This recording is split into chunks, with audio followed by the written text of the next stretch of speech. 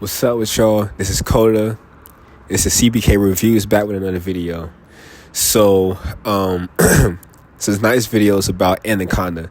Now, guys, I just saw the Anaconda movie. What we're gonna do is first little portion of the show is spoiler free. Second portion of the show, get into a little bit of spoilers.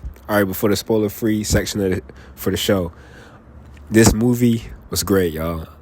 I ain't gonna lie, I loved it. I didn't expect to like it as much as I did.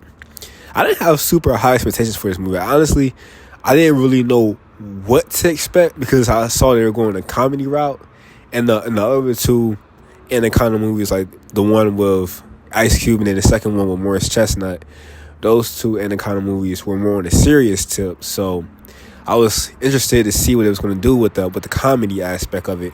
But just to let you know, for spoiler free, the comedy aspect of the movie was really good. It was really great, and I hope that all of y'all go out and see it, because I think that even if you feel like, you want to see a more serious like Anaconda movie, it's really not that serious for real. I think that's the reason why they went with the comedy route.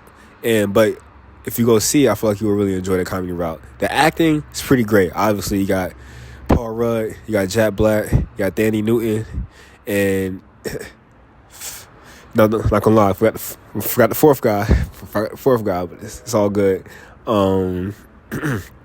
Yeah, man, and all, yeah. So, and also you get two cameos. You get two cameos.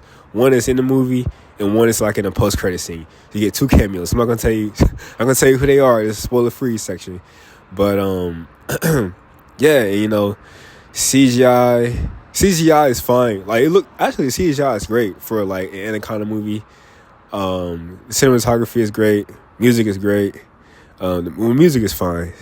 It doesn't really stand out as much because it didn't really stand out to me so much. But it's what you get from a comedy movie. Now, I'll talk about a comedy because like that's kind of like the main part, low key. Because one thing that I can say is that the stakes were pretty high. I'm not gonna lie. Like, for a comedy movie, the stakes were pretty high. But I would say that if they were going to go the serious route, the stakes should have been higher, But because they went the comedy route, it's fine. And yeah, the stakes were good for a comedy movie. Now, if we're talking about comedy, the comedy in the movie was great. It was actually really funny. It wasn't so much a whole lot of like raunchy comedy, which is kind of what I expected. I really expected raunchy comedy, but a lot of this comedy that was in this movie was more like ironic, in a sense, like irony, and just kind of like comedy that you would get from a like a family comedy movie, like Grown Ups or something. That's my opinion, and not saying that there wasn't no raunchiness in it. It was a little bit, but it wasn't like what I expected. Because it's like, you're seeing like, it's Anaconda, you're seeing Paul Rudd, Jack Black. It's like I expected like raunchy, but it wasn't super raunchy. But it was still very funny though. It was still very funny. So I think that if you go see the movie, you will enjoy that aspect. Directing, all of that is great. Script, like I said, that goes in with the comedy. The comedy is the script, pretty much. So the writing is pretty great. All of that is great in my opinion. If I had to rate this movie, a 1 out of 10, I would give it a solid 7.5 to 8. It's not like spectacular, but it's pretty good in my opinion. Like, it has some good stuff in it, and I'm gonna talk a little bit more about that in the spoiler section, which is right now. All right, so now this is a spoiler section. If you haven't seen the movie yet, want spoilers, click off. Okay, so this movie was really great, and I really enjoyed it, really appreciated it. One thing I want to talk about in the spoiler section, I don't want to go too deep, but I just want to share a few thoughts. So one thing I want to talk about in the spoiler section is that this movie really reminded me of Scream. So Sony really took the Scream approach to this Anaconda reboot, because in the movie, it's so funny because it's a running joke. Paul Rudd basically lies to his friends. He lies to his friends that he has the movie rights, that he bought the movie rights to Anaconda. He lied because he wanted to get them on board with it. But turns out actually he didn't have the rights. When it was out in the Amazon, they actually saw Sony. They saw Sony in the crew. They saw Sony, the cast and crew, actually out in the Amazon where they were filming an Anaconda reboot. That was going to be the official Anaconda reboot for Sony. Now, obviously, this movie is a Sony movie, so it's meta in a sense of how like they have a reboot and they have a reboot made by Sony in the movie. And it's so funny because when they had met, when they was speaking to one of the girls that was on the boat for the Sony boat, they was like, yo, what y'all doing? What are y'all doing? It's like, we're Sony. We're making a movie, a reboot for Anaconda. And then it's funny because she was like, oh yeah, I know, another reboot, nothing original. And so like this movie is very like meta, and it's like it's a commentary on like the film industry. It's a commentary on the film industry and where the state of Hollywood is right now. And I feel like that really reminded me of Scream, and especially how the Anaconda film series exists within that movie. So like basically like in Scream you have, obviously the Scream movies, that's the real stuff within that within that story. But then within the movies you have the stab movies. So like the fact that the Anaconda film series exists within like that, the new Anaconda movie, it reminded me of that Scream, and like just all the meta-ness and the social commentary on the film industry and stuff. So I really like that. Just showing how like just showing how self-aware they are about, yes, this is a reboot. Yes, it's not original. And you know what? It's fine because even the approach, in a sense, like I said, isn't original. Like the approach to be meta and to commentate on the film industry, that's not really original because that's Scream pretty much. But I'm not gonna go so hard on the Scream thing. But anyways, even though like I said that comes from Scream, I still really appreciated that part of the movie because it's not just horror movies, it's just movies in general. And I also love how the characters are like filmmakers who wasn't like very successful, but like they were getting back to it. And so it's so funny because in the movie, when they're discussing the story for the movie, they're talking about themes. Movies have to have themes. But one of the big themes in this movie is going for your dreams.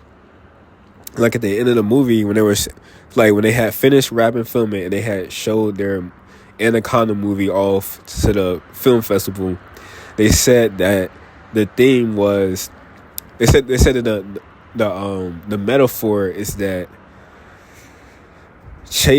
going out into the Amazon and stuff is like chasing your dreams, and like the anacondas represent what happens to you if you don't chase your dreams. So like what comes at you from life if you don't chase your dreams. And I kind of like really like that aspect of the movie, and it really inspired me. Even though this is a very comedy central movie, comedy goofy movie, it inspired me because it's like, I have moments where I'm like, I have moments where I get down and stuff, but this movie kind of like it lit the fire back in me. Even though it's not like high art, it's not high artsy fartsy movie, it's not that, but it's like it was endearing in a sense. And it's so funny talking about high art. It's so funny because there's a scene in the movie where Paul Rudd is talking to Jack Black, and they're talking about themes and symbology and metaphors and stuff. And then Paul Rudd was all like, dude, you could be the white Jordan Peele. That's what he said, you could be the white Jordan Peele. Now, that joke I did think was funny, so I remembered it, so yeah. But yeah, yeah, and then it's like one of the characters, her name was Anna. Yeah, her name was Anna. One of the characters, her name was Anna. She seemed like she was a good person at first, but then it was a twist, and it was so funny how she was like, yeah, every good movie needs a plot twist. So this movie was like very like meta in a sense. like I said, it's dope. It's dope to watch movies that are like so self aware, but in a sense, that within itself isn't original. So I just think it's funny to think about, Hollywood and like the originality. Like, where is the originality? But the thing is when you think about it, even original stories still follow the same story arcs that we've had for years before Hollywood. So it's like you can never completely reinvent the wheel, but it's like, yeah, it would be nice, for people to come up with some new stuff. But then, like you see with the box office numbers, if some original stuff doesn't get tickets like that, they don't sell tickets like that. The reason why, people flock to the theaters to see sequels and stuff that they haven't seen in a long time because of nostalgia. And nostalgia is not always a bad thing, but nostalgia does sell tickets. So that's the reason why, they do it. And it's fun, it's fun because it's like, when I found out they were doing another Anaconda movie, I was excited to see it. So it's like, is it like, oh, it's cheap, Sony's just going for what they got?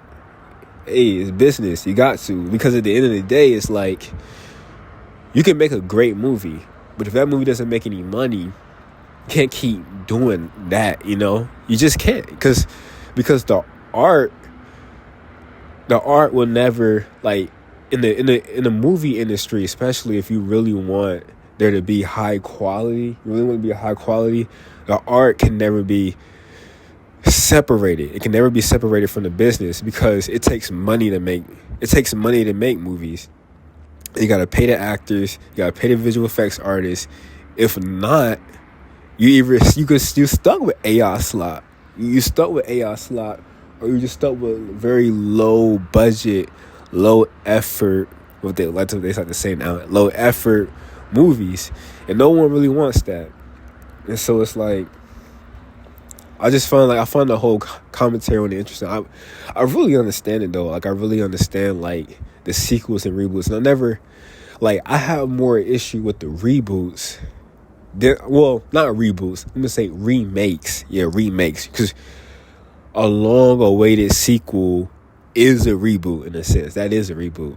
But I'm talking about the remakes. I don't really love the remakes so much.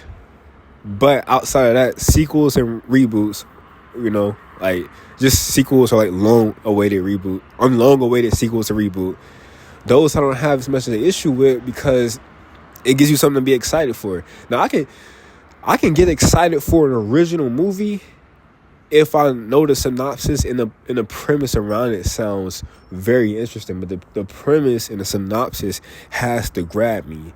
Then I can be excited for it. But the thing is like, if it's a IP that I love and I have loved for years and it's been gone for a while and it's come back, I'll be excited to see it. Like when they brought back Final Destination, I was very excited to see Final Destination because they didn't have Final Destination since 2011. So that's like, what is that, like 2011, 2025, like 14 years, like 14 years. So I appreciate them bringing stuff back. I just don't want it to be like, oh, this is just a cash grab. But the thing is, it's like, this is business. So it has to be some grabbing for the cash. You got to go for the cash. That's the reason why I go to the movies. You know what I'm saying? I don't always buy my snacks in the movies, but sometimes I try to buy my snacks in the movies because I want to support, because I want to see high quality. And part of what gets you high quality is the money. So you gotta support it.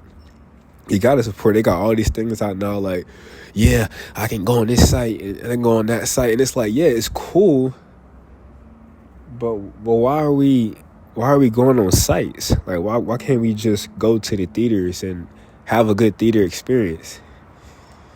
But that's a whole tangent separate from the movie. But to get back to the movie, to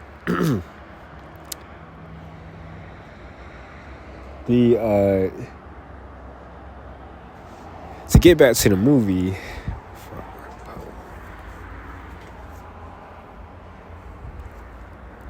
Yeah, but to get back to the movie,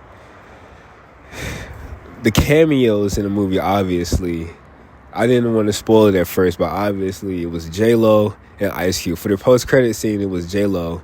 For the very end, Ice Cube came in during like the third act scene, and it's I called it, because like at first you couldn't, it was just a silhouette. You couldn't really see his face. You could kind of hear his voice, but not so much.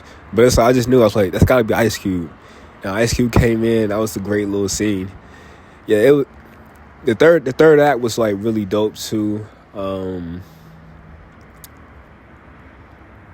Yeah, like I have this feeling, if I'm just being completely honest, the stakes wasn't super high, but I kind of feel like because of the just the overall feeling and the overall like feeling of the movie, so lighthearted, didn't feel like it really needed to be so high stakes. It didn't feel like it really needed to be so high stakes.